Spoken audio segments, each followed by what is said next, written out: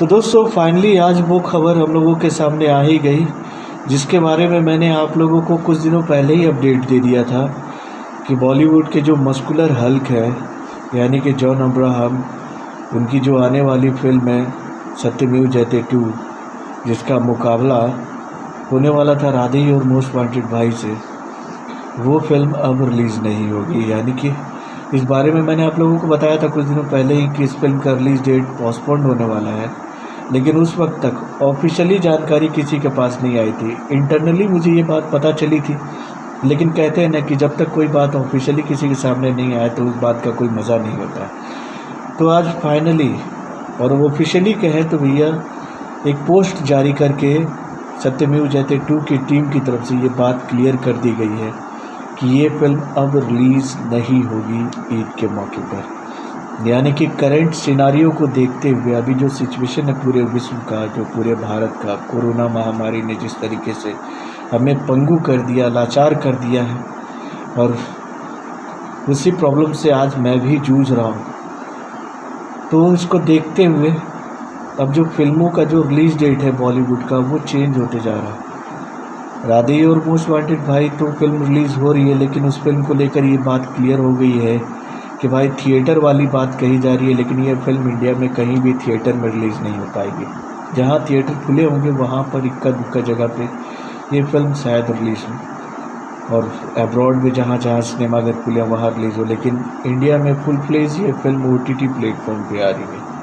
यानी कि सलमान खान की ये एक ऐसी फिल्म होगी जो अनऑफिशियली OTT प्लेटफॉर्म पे ही लॉन्च होने वाली है। तो अब यहाँ पर क्लियर हो चुका है कि जॉन अब्राहम अपनी इस फिल्म को लेकर नहीं आएंगे, यानी कि सत्यमेव जयते 2 जो है वो अब अपना रिलीज डेट चेंज करेगी। यानी कि उसको लेकर अभी तक कोई ऑफिशियल जानकारी नहीं आई है कि यह फिल्म कब आनी होगी, लेकिन हाँ ये फिल्म अब पोस्टपोन्ड हो चुकी है। यानी कि इस फिल्म को देखने के लिए हमें थोड़ा सा लंबा इंतज़ार करना पड़ेगा। तो ये अपडेट आया तो मैंने सोचा कि मैं आप लोगों को ये अपडेट दे दूँ। और दोस्तों आप भी एक बात मैं आप लोगों को बोलना चाहूँगा कि अभी जो सिनारियो है पूरे विश्व का, पूरे इंडिया का, तो प्लीज़ आप लोग अपने घर में रहिए, बाहर मत निकलिए और अनवांटेड वीडियोस मत देखिए। मैं आप लोगों को बताता हूँ कि मैंने अपडेट देना क्यों शुरू किया। 2 दिनों से जब से ये सिम्टम मुझे लग रहा है कि फीवर हो रहा है, तबीयत थोड़ी सी बिगड़ रही है, तो बहुत सारी नेगेटिव थॉट्स जो थे ना दिमाग में आने लगे थे, बहुत तरह की बातें दिमाग में आने लगी थी। कई लोगों ने फ़ोन करके अलग अलग कहानियाँ सुनाई, और कई लोगों ने तो नसीहत तक दे डाली, ये करो वो करो, ऐसा मत करो वैसा मत करो। एकदम से दिमाग ना कंफ्यूज हो गया था, और ऐसा लगने लगा था कि बहुत गंभीर बीमारी से लड़ रहे हैं हम। नो डाउट ये बीमारी बहुत ही गंभीर है, इसको टेकिंग फॉर ग्रांटेड नहीं ले सकते, लेकिन नेगेटिविटी जो आज पूरे फिजा में जिस तरीके से कोरोना को लेकर फैली हुई है ना दोस्तों, वो आपको एकदम झकझोर के रख देगी। और 2 दिनों तक मैंने इस चीज़ को फील किया। तो मेरे एक बहुत ही करीबी मित्र हैं, आज तक में वो जॉब करते हैं, उन्होंने मुझसे एक बात कही कि देखो नरेंद्र, ऐसा है कि इस टाइम में ऐसे लोगों को अवॉइड करो, ऐसे वीडियोज़ मत देखो कि जो तुमको नेगेटिव थाट्स देते हैं। बहुत सारी नेगेटिव वीडियोज़ हम लोगों के सामने आ रही हैं। आज कोरोना क्यों फैला, कैसे फैला, किसकी वजह से फैला, अब इस चीज़ पे मंथन करके क्या फ़ायदा। कहते ना कि हमारे देश में ना एक कहावत बहुत ही फेमस है कि आग लगने के बाद यहाँ पे कुआं खोदा जाता है। अरे भैया, हम तो यहाँ एक बात कहना चाहते हैं कि इस बात का तो अंदाज़ा लोगों को, बड़े बड़े जानकारों को पहले से हो गया था कि पहला लहर उतना ख़तरनाक नहीं था।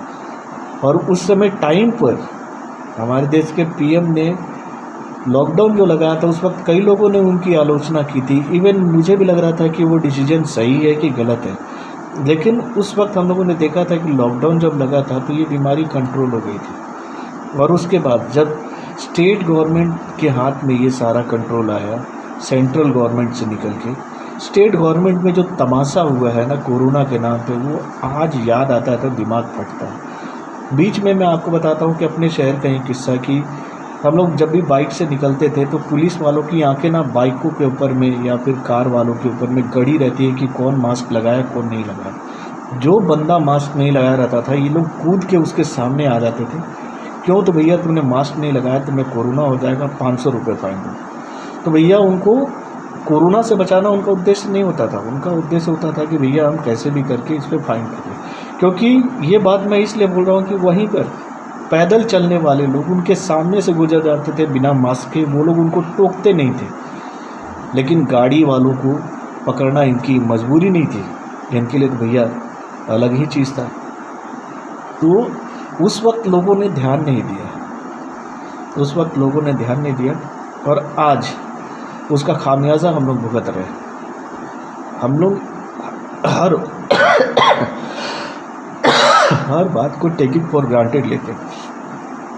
तो प्लीज़ मैं तो आप लोगों से यही अपील करूँगा कि जो बातें हो चुकी हैं, जो गलतियां हम लोगों ने कर दी हैं, और मैं तो आप लोगों से भी अपील करूँगा कि आप भी सरकार से ये मांग कीजिए कि भैया कुछ दिनों के लिए संपूर्ण लॉकडाउन लगाया जाए। ये छुटपुट लॉकडाउन से ये बीमारी कंट्रोल नहीं होने वाली है। और मैंने आप लोगों को यही बात समझाने की कोशिश कर रहा हूँ कि भैया आप मजाक मत लेना, इस बीमारी को बिल्कुल मजाक मत लेना।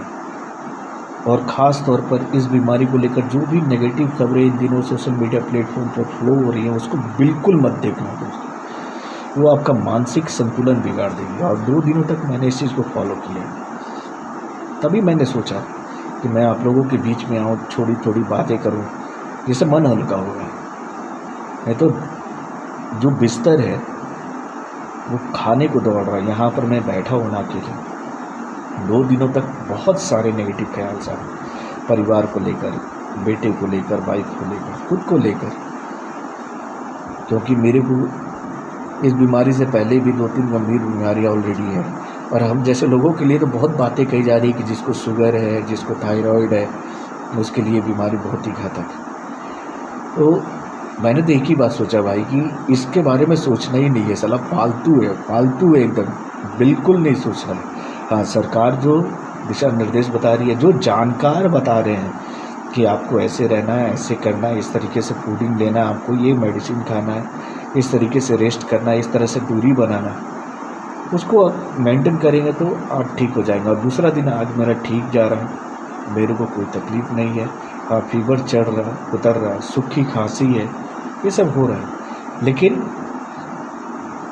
मैं बहुत जल्दी रिकवर करूँगा, इस बात का मुझे पूरा विश्वास है। और आप लोगों की दुआएं, कसम से कहता हूँ, जिस तरीके से आप लोगों ने मेरे परिवार के लिए दुआएं की है ना, वो दुआएं खाली नहीं जाएंगी। और मुझे अपने अपडेट से कोई मतलब नहीं कि मैं क्या अपडेट्स आप लोग दे रहा हूँ। मैं ईमानदारी से बताता हूँ कि मैं आप लोगों के कमेंट को इन दिनों पढ़ रहा हूँ, और आप लोगों के कमेंट की वजह से मुझे इतना बूस्टअप मिल रहा है, इतनी एनर्जी मिल रही है, इतना सपोर्ट कि दिल खुश हो गया है।